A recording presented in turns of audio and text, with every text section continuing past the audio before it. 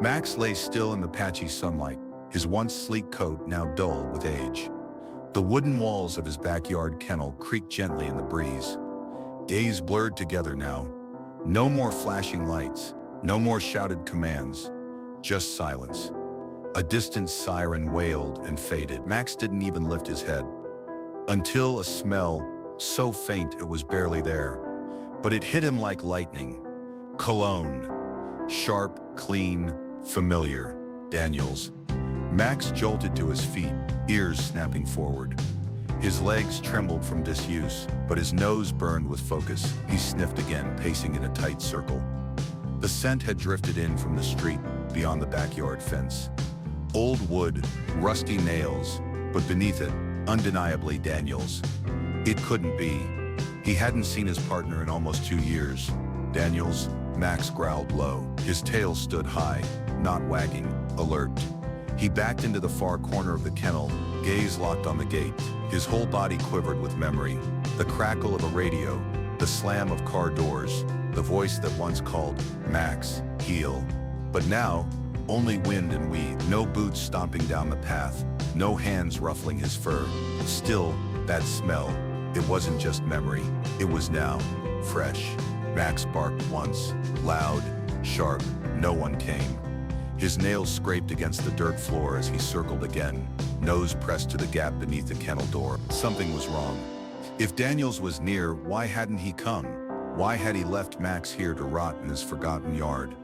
Unless he couldn't, Max lowered his head and let out a low whine. A voice cut through the fence. Quiet mutt, the neighbor. Max ignored him. Instead, he shoved his nose under the kennel's loose board. It gave slightly. He growled, pawing at it. Max, what are you doing, boy?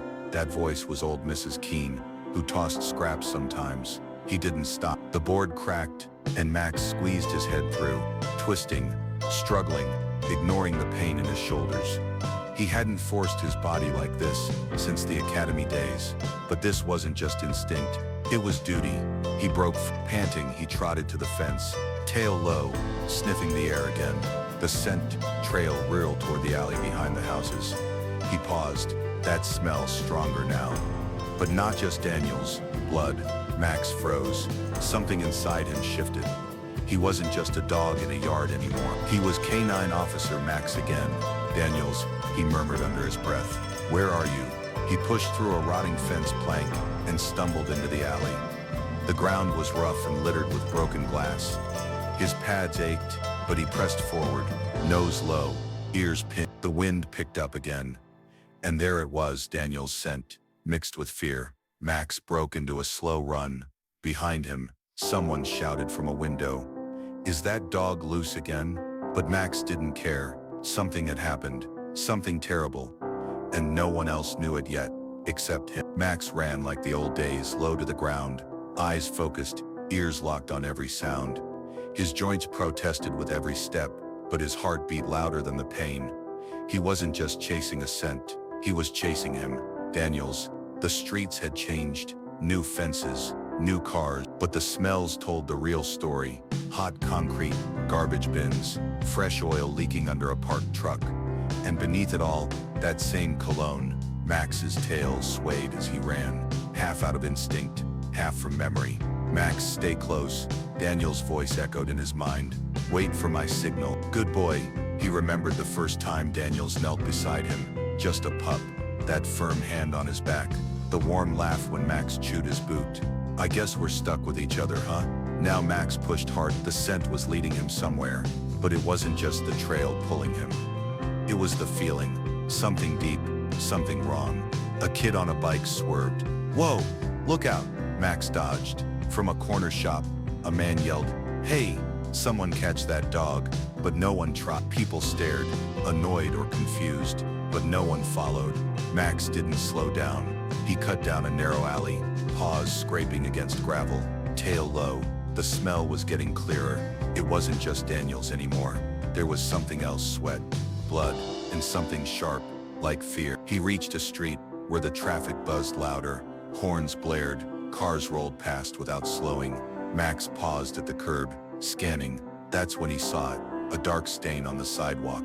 Not big, not fresh, but unmistakable. Blood. Max lowered his nose and sniffed. Not just anyone's. Daniel's. He let out a low whine. A memory hit. The night Daniels was hurt. A call gone wrong. Max had taken down one suspect, but Daniels had been shot. Max had stayed at his side, growling, refusing to move until help came. Daniels had squeezed his fur and whispered, "Don't you dare leave me." And Max hadn't, not until they made him. A car screeched nearby, jolting Max back to now. He crossed the street fast, tracing the blood trail. It was thin, like someone had been trying not to leave a mess. But Max knew. He followed it around a corner, into a quieter lane. A hand reached out suddenly. "Hey, buddy, where you going?" Max growled and ducked under it. "Stupid mutt," the man spat. Max didn't care. He was close now. He could feel it in his chest. This wasn't a game. This wasn't a runaway dog causing trouble.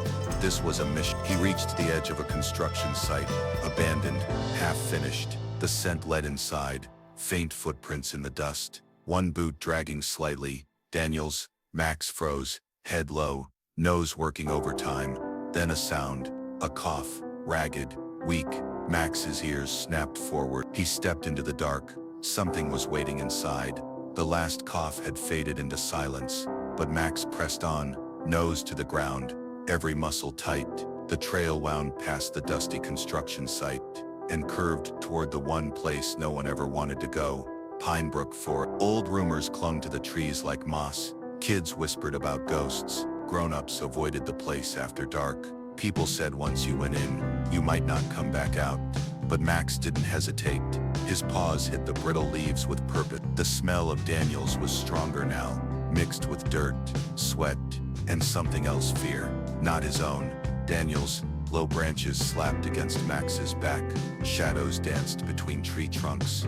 The sun barely broke through the thick canopy, but Max kept moving. His world wasn't light. It was scent, sound, movement, and everything right now screamed danger. Crunch. His paw stepped on something soft. He stopped and looked down. A shoe. Max sniffed. Daniels. Definitely his. The laces were ripped, the heels scuffed. Max nudged it gently, then looked up. Something else glinted just ahead in the dirt. He moved closer. A watch. The leather band torn, still ticking. Max pawed it once, then froze. A sound, muffled, strained, like someone trying not to scream. Max's ears snapped forward. He stood perfectly still. There it was again.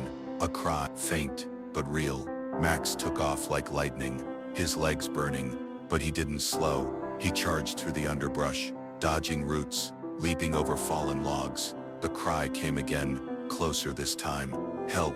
It was Daniels, weak, barely a whisper. Max burst through a wall of ferns and skidded to a stop.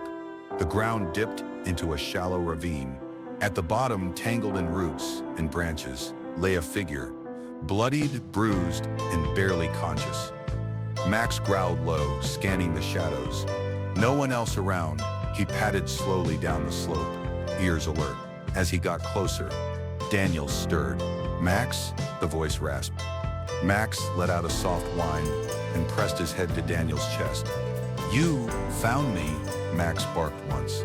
A quiet bark, a promise. Daniels tried to sit up but winced hard. Don't go. I think they're still close," Max growled again, louder this time. A warning to the trees. Whoever they were, Max was ready. Daniels reached out and gripped his fur. "I knew you'd come. Good boy." Max didn't move from his side, but his eyes stayed locked on the trees above. Something was out there, watching, waiting. The forest didn't feel still anymore, and Max knew this wasn't over. Max didn't blink. He stayed low beside Daniels, ears sharp, body still, eyes scanning the shadows. The forest held its breath. Daniels lay crumpled beneath twisted roots and dirt. His wrists were bound tight behind him, rope cutting into skin, blood dried along his temple. His lips moved, but no sound came now. Max licked his face again, trying to keep him awake. "You found me," Daniels had whispered just moments ago. And now, Max knew they were running out of time. Crunch, a footstep. Max's ears twitched, then another. Someone was coming. No, multiple someones. Quiet but careless. Heavy boots, dry leaves, low murmurs between them, too far to make out words, but close enough to smell. Max growled low in his throat. Daniels stirred weakly. "Go," he whispered. "You have to go." Max didn't move. "Max, please." He couldn't. He wouldn't. Max had never left his partner before, and he wasn't starting now. The footsteps grew louder. Max stepped in front of Daniels, body tense. His tail raised high, hackles bristled. This wasn't fear, it was warning. The voices got clearer. "Told you we shouldn't have left him alone. He was tied up tight, dog can't untie knot." Another voice, "What if someone saw him?" Then silence. Max's nose flared. He could smell 3 of them. One carried metal, maybe a weapon. Another reeked of gasoline. The third, cigarettes and sweat. Max glanced back at Daniels. His partner gave a slow shake of the head. "They'll kill you." Max looked forward again. "Not today." A figure appeared between the trees, tall, hunched slightly. He stepped into the clearing, eyes scanning the ground. Then his eyes landed on Max. "Hey," Max snarled. The man jumped back. "It's the dog. That's the dog." Another voice shouted, "Shoot it." Max lunged forward, snarling with everything he had. The first man fell backward, tripping over roots. A shot rang out, but it hit a tree. Max zigzagged through the underbrush, drawing attention, snapping jaws just inches from their legs. He wasn't just attacking, he was buying time. "Get it away from me. It's crazy." Max darted left, then right, then lunged straight at the one with the gun. Teeth sank into fabric, flesh beneath. The man screamed. Max released instantly and ducked into cover. Another "Where is it?" "Forget the dog. Find the cop." Too late. Max was already circling back. He reached Daniels again, panting hard. Blood smeared his muzzle, but his eyes were sharp. Daniels tried to speak, voice shaking. "They saw you." Max leaned in, pressed his body against Daniels, shielding him. A voice from the trees yelled, "I see him. Down there." Max snarled louder. Leaves rustled. Footsteps rushed. Max didn't run. He braced himself. If they wanted Daniels, they'd have to go through him. Daniels' breath was shallow, barely above a whisper, his face pale, eyes fluttering. Max pressed his head against his chest, not wanting to leave, but the footsteps were closing in again. Daniels gritted his teeth, forcing the words out. "Max, you have to get help. You hear?" Max didn't move. "Go, Max," Daniels croaked. "Go get backup." Then came the words Max hadn't heard in years. Code Echo. Run silent. Max's ears perked. He remembered. Echo meant stealth. Run silent meant ears perked. He remembered. Echo meant stealth. Run silent meant no barking, no sound. Just go. Even after all this time, the training held. Max looked into Daniel's eyes. For a second, they both just stayed there, like neither wanted to break the moment. But then Max turned and vanished into the forest. His paws barely touched the ground. He ducked under low branches, weaved through thorns, ears rotating to every snap and crack. The woods felt alive with danger, like they wanted to swallow him whole. But Max wasn't afraid. He was focused. Behind him, he heard the voices again. "Where'd the dog go?" "Doesn't matter. Just find the cop." They didn't know. Max was already 2 turns ahead. He ran faster. Branches cut across his fur. A thorn nicked his ear. He leaped over a trap, old and rusted, teeth still sharp. Someone had set it for animals. Maybe him. Max didn't stop. He smelled fox, snake, even bear, but nothing slowed him down. Every instinct in his body screamed danger. But another voice inside him, Daniel's voice, was louder. "Push through. Stay alert. You're trained for this." And he was. He knew these woods better than most human. Every shortcut, every scent marker, every strange turn. Yeah. But time wasn't on his side. Daniels was bleeding, tied up, alone. Max didn't know how long he had, but it wasn't much. His heart pounded harder than his paws. Suddenly, voices, human voices, but different, calm, talking on radios. Max skidded to a stop behind a bush. His chest heaved, ears up. Repeat. No sign of Officer Daniels. Search party should regroup at the east fence line in 15. Max's eyes lit up. He recognized one of them, Officer Green, Daniel's old partner from years back. Same smell, same voice. Max barked once, sharp and clear. Green turned fast. "What the?" Then his eyes widened. Max barked again and ran toward him, tail stiff. panting hard. What's he doing out here? Isn't he retired? Max spun, barked, ran a few feet, then stopped, looking back, urging. Green blinked. Is he trying to? Another officer stepped forward. He wants us to follow him. Max barked, twice, then bolted. The officers hesitated for only a second, then ran after him. Max didn't slow down.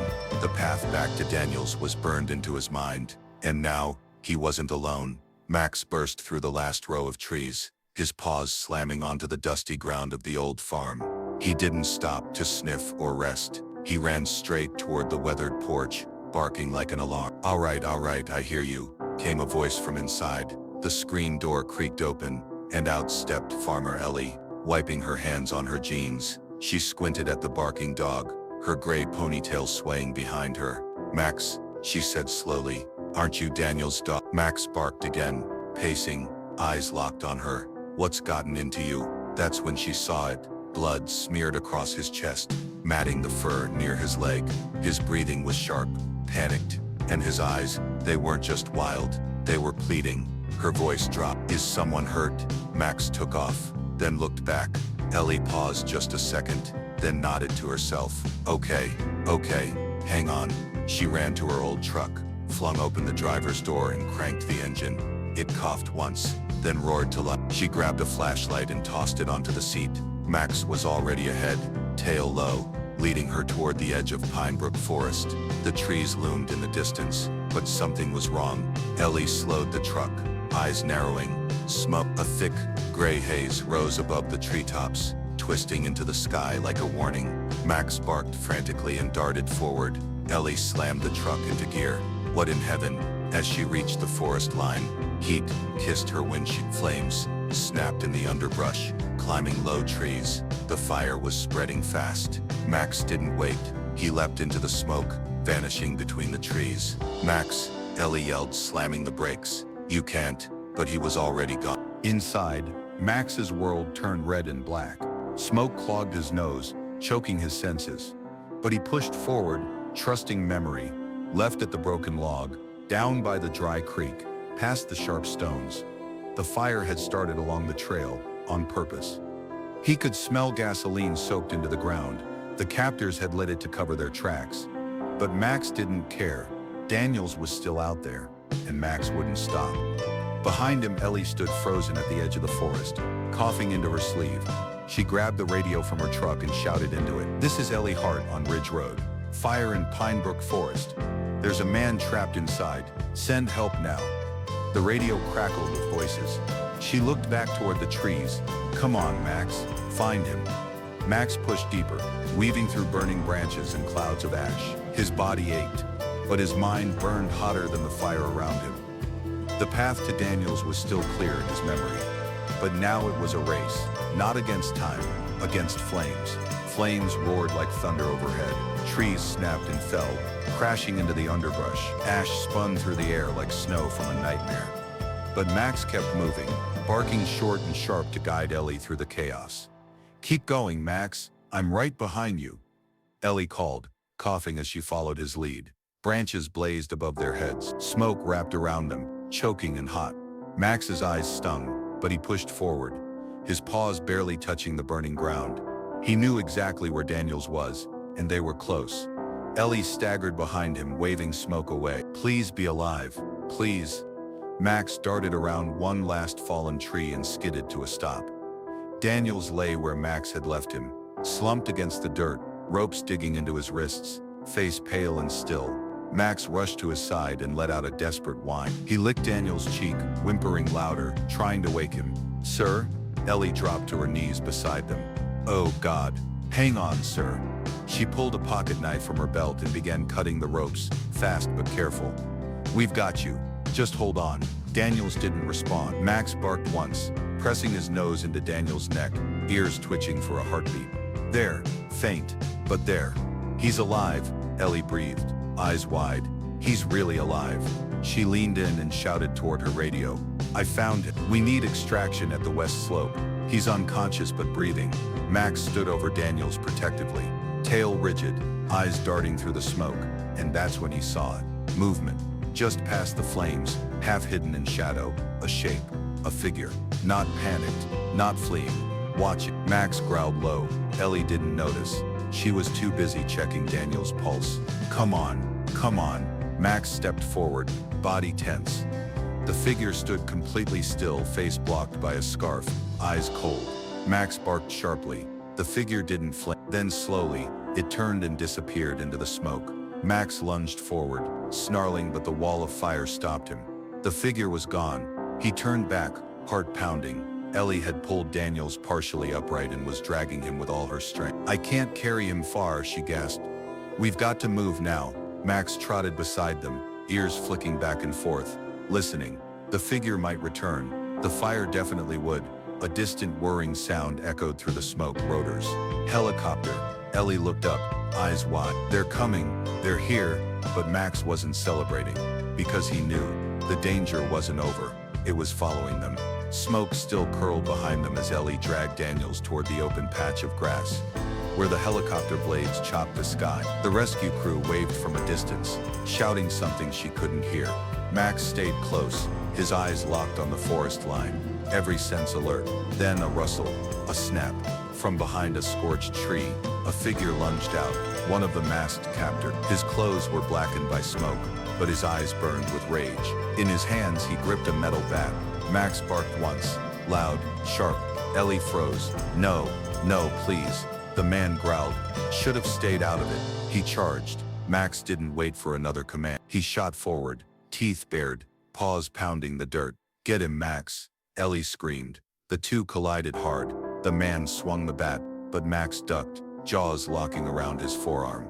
The metal clanged to the ground as the man screamed in pain. But he wasn't done. He slammed his elbow into Max's side once, twice. Max yelped but held on. Blood stained his fur. Pain flared in his ribs, but he didn't let go. He couldn't. This wasn't just instinct, it was duty. The man finally broke free and stumbled back, breathing hard. Max circled him, limping slightly, growling deep and loud. The man reached for the bat again, but Max was faster. He lunged straight for the chest, slamming the man to the ground.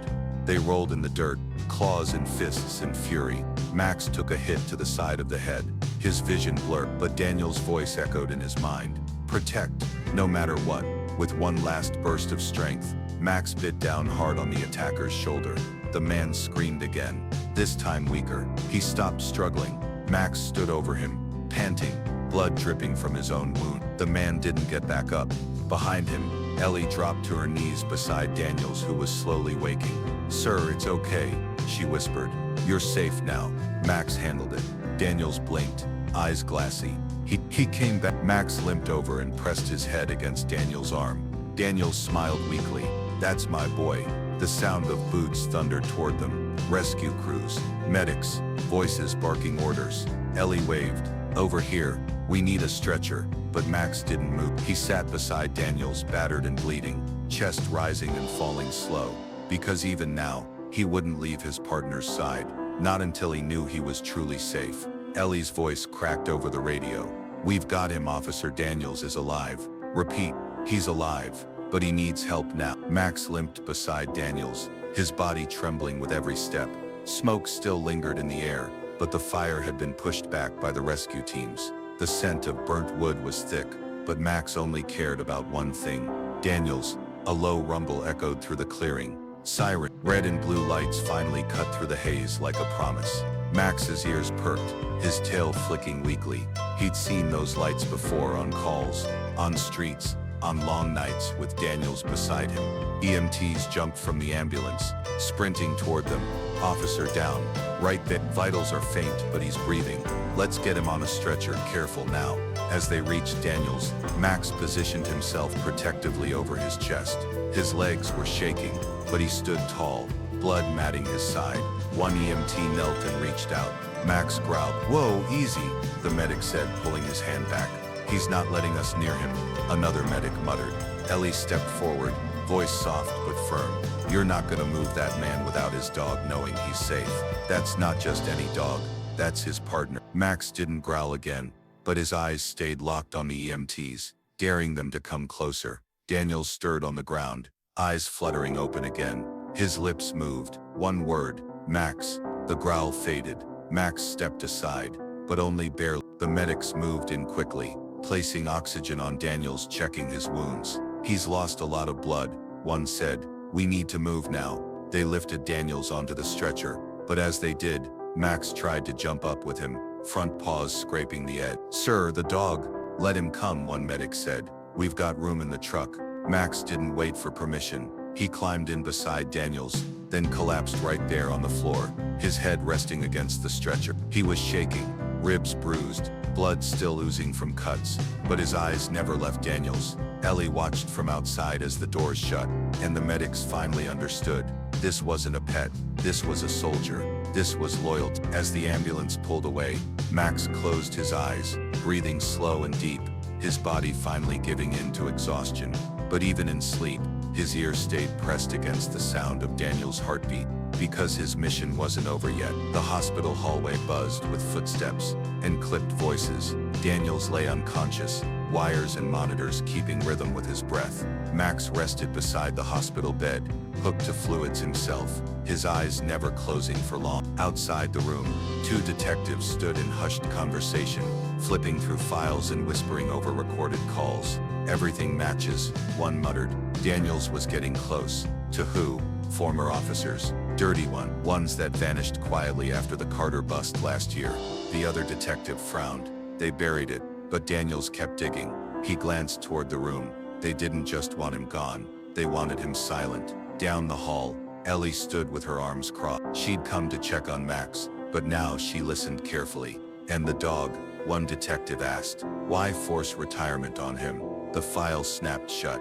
Because Max saw too much. He was with Daniels the day they raided that safe house. The other the day the files went missing. Ellie stepped forward. They retired him early. Made it sound like age. But it wasn't, was it? No, the lead detective said. He knew something. Maybe not in words, but in behavior. Dogs like him, they don't forget. Inside, Max stirred, as if hearing every word through the glass. His ears twitched. His body, though sore, lifted slightly. Ellie opened the door and stepped in quietly. She knelt beside him. You knew, she whispered. Didn't you? Max looked up at her with tired eyes. But deep in the fire was still there. Daniels hadn't just been targeted for being a cop. He'd uncovered something big, too big. And Max, by his side through every step, had known the danger long before the humans did. Ellie sat down gently beside the bed, watching both of them. They tried to silence you too, didn't they? She said. Max laid his head back down, tail tapping once. It wasn't just loyalty, it was justice. Max had sensed it from the beginning. Every strange patrol, every nervous conversation. The moment they forced Daniels in to leave, and pushed Max into a dusty backyard kennel, they thought it would end there. They were wrong. Because Max remembered. He remembered the scent of every man in that warehouse. Every hand that patted Daniels on the back while hiding secret. Every one of them who turned their badge into a mask. The detectives continued their work in the hall, now with urgency. Arrests would come. Names would fall. The truth was out. And at the center of it all, in a hospital room filled with silence and machines, was a dog who never gave up. A dog whose instincts had always been right. Max hadn't just saved his partner. He had brought the truth back with him. Now it was time for the world to hear it. Max let out a soft whine and moved closer, placing his head gently on Daniel's chest. His tail thumped once against the bed. You saved me, Daniels murmured, barely louder than breath. Just like always, Ellie wiped a tear as she stood near the window. He never gave up, not for 1 second. Daniels reached a shaky hand toward Max's head. His fingers curled into the familiar fur, weak but certain. Outside the room, footsteps echoed. Two detectives entered, followed by hospital staff, and a quiet cameraman from the local station. News had spread fast. Sir, glad to see you awake, the lead detective said, stepping forward. Daniels tried to sit up, wincing. What happened after? Ellie stepped closer. Max led me to you. Through the forest, through the fire. I don't even know how he did it. He just knew, one of the medics added from the doorway. He wouldn't let anyone near you until he was sure you were safe. Daniels looked at Max again. You found me when no one else could. The detective nodded. You were right about everything. The investigation is open again. We've already made 2 arrests. The others are being tracked. Ellie stepped forward, placing a firm hand on the bed. He didn't just lead me, he protected you. Fought one of them off by himself. Max sat up a little straighter as she spoke, but his eyes never left Daniel's. He didn't flinch when cameras clicked, didn't move when the reporters whispered from the hallway. They called him a hero, some said miracle dog. But Max didn't care. All he cared about was the slow, steady breathing of the man in the bed. His partner, a nurse, gently stepped in. "Sorry, folks, he needs rest." As they filed out, Ellie turned to Daniels one last time. "You're lucky, you know." Daniels gave a faint smile. "No, I'm not lucky. I just have Max." The door shut quietly, leaving the room in soft silence. Max lowered his head back onto Daniel's chest, sighing deeply. His body still ached, the wounds still stung. But none of that mattered, because Daniels was alive and Max was home. Sunlight bathed the front steps of the police department, as a crowd gathered, filling the plaza with quiet anticipation. Officers stood in formal dress, reporters lined the tape, kids held handmade signs that read "Thank you, Max" and "Hero Dog." At the center of it all, Max. His fur had been cleaned, his wounds stitched, but the scars remained thin lines across his shoulder and muzzle, reminders of what he'd done. He stood tall beside Daniels, who leaned gently on a cane but held himself with pride. The chief stepped forward, his voice booming through the mic. "Today we honor more than bravery. We honor loyalty, sacrifice, and heart." He turned toward Max, voice softening. "This dog may have retired, but he never stopped being a cop." The crowd clapped, some already dabbing tears. Daniels knelt beside Max, eyes glistening. The chief reached down and pinned a shining canine medal of valor to Max's collar. It shimmered in the light, heavy, solid, earned. "Max," the chief said, pausing, "you didn't just save your partner. You reminded this entire department what real courage looks like." Cameras clicked, people cheered louder. Daniels couldn't hold back anymore. Tears rolled freely as he wrapped one arm around Max's neck, pulling him close. "You saved me," he whispered. "Not just my life, you brought me back." Max didn't bark, he didn't pose for the cameras. He just leaned into Daniel's leg, calm and content, tail wagging slowly, rhythmically, like he understood but didn't care for the spotlight. For him, it wasn't about medals or attention, it was about being there. Ellie stood near the edge of the crowd, smiling wide, arms crossed. She gave Max a thumbs up and mouthed, "Good boy." Officers passed around tissues, some laughing through tears. One leaned toward another and whispered, "We've given medals to a lot of heroes, but none like him." After the applause faded, Daniels stepped up to the mic, his voice cracked at first. "I don't have a long speech, I just have gratitude." He turned to Max. "This dog didn't just follow orders, he followed his heart, and he never once left my side." The crowd stood again, clapping, cheering louder than before. Max looked up at Daniels for a moment, then sat beside him, gaze scanning the crowd, not as a show but as a habit. Still watching, still guarding. He may not have worn the badge anymore, but today everyone knew. He never took it off. The front door creaked open, and for the first time in years, Max stepped into a house, not as a visitor, not as a tool, but as family. Daniels led him in gently. "Come on, buddy. This is home now." Max's paws clicked softly on the wooden floor. He looked around, sniffed the corners, unsure. The smells were different, softer, calmer. In the corner of the living room sat a brand new dog bed, big and plush, with a soft blanket folded on top. A chew toy rested beside it. Nearby, a silver bowl gleamed with water and a plate with warm chicken waited. Daniels knelt beside him. "This is yours, all of it." Max looked up at him, then down at the bed. He didn't move at first. Years of sleeping in straw and concrete didn't erase overnight, but Daniels waited patiently. Slowly, Max stepped forward, sniffed the edge, and cautiously circled once, twice, then curled into the bed. A soft groan escaped his chest as his tired body sank into the comfort. Daniels smiled. No more kennels, no more chains, just peace. That night, Max didn't sleep outside. He slept beside Daniel's bed, curled up like he used to when they were still on duty. Every time Daniels shifted or coughed, Max's ears perked up. Every time the wind rattled a window, he checked the hallway. And every morning, He was there when Daniels opened his eyes. Ellie came by a few days later with a bag of treats and a new collar. Figured the hero deserved some spoiling. Max wagged his tail as she knelt beside him, slipping the new collar gently around his neck. It had a tag that read, "Max, always on duty." "He's different," Ellie said quietly, as Max laid beside Daniel's chair. "Quieter, softer." Daniels nodded. "He's learning how to rest, finally." And Max was. He started spending afternoons sunbathing on the porch. He stopped flinching at loud noises. When Daniels laughed, he wagged his tail without needing a reason. But he still followed his partner from room to room, to the mailbox, to the kitchen, even to the bathroom door just in case. Because somewhere deep inside, he knew he was finally where he belonged. At night, Daniels would reach down from the bed and rest a hand on Max's head. "Good boy," he'd whisper. "You can rest now. We're safe." And with those words, the last of the shadows faded from Max's eye. Healing had begun. The house was quiet except for the ticking clock on the wall and the soft hum of the heater. The world outside had turned cold. Frost lined the windows, and the wind whispered against the glass. Inside, warmth filled every corner. Daniel sat in his recliner, a book resting on his lap, half read. The TV played softly in the background, but he wasn't paying attention. His eyes were on Max.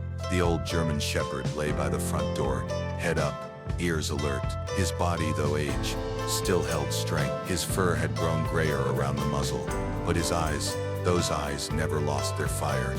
Daniels leaned forward a little. "Everything okay, Max?" Max didn't move at first. He kept staring at the door, nose twitching like he was sensing something just beyond the wood. But then, slowly, he let his body relax. He stood, padded over to Daniels, and curled up, right at his feet. Daniels smiled and reached down, gently scratching behind Max's ears. "Yeah, thought so." Max sighed, a deep, content breath that said more than words ever could. His partner was safe. The house was quiet. The danger was gone. Months had passed since that night in the forest, since fire and fear and blood. The burns had healed. The scars, both visible and invisible, had started to fade. Daniels was back on his feet, stronger now, no longer weighed down by secrets or guilt. And Max had found peace. He no longer flinched in his sleep. The growls that used to escape his throat in the middle of the night had stopped. The restless pacing, the sudden jumps at the sound of sirens gone. What remained was calm, a calm earned through fire, loyalty and love. Ellie still visited every week. She'd bring bones, or tell Max, "You're still the toughest pup I've ever met." He'd wag his tail and rest his head on her lap, soaking in the praise like sunlight. Sometimes Daniels would catch him in the yard, nose lifted to the wind, just breathe, not searching anymore, just being. And each night, without fail, he returned to the same spot, right beside Daniel's bed. That night, as the wind howled outside and the heater clicked off, Daniels looked down again. "You know, Max," he whispered, "you saved more than just my life." Max's ear twitched. "You brought me back. I was gone, and you brought me home." Max didn't move, but Daniels saw it. The gentle rhythm of his breathing, the way his body softened, the quiet trust in his sleep. He was home, truly home, for the first time in years. They both, and as the clock ticked forward into the deep hours of the night, man and dog slept side by side, together, whole again. If Max's journey moved you, don't forget to like, share, and subscribe for more powerful animal stories that touch the heart.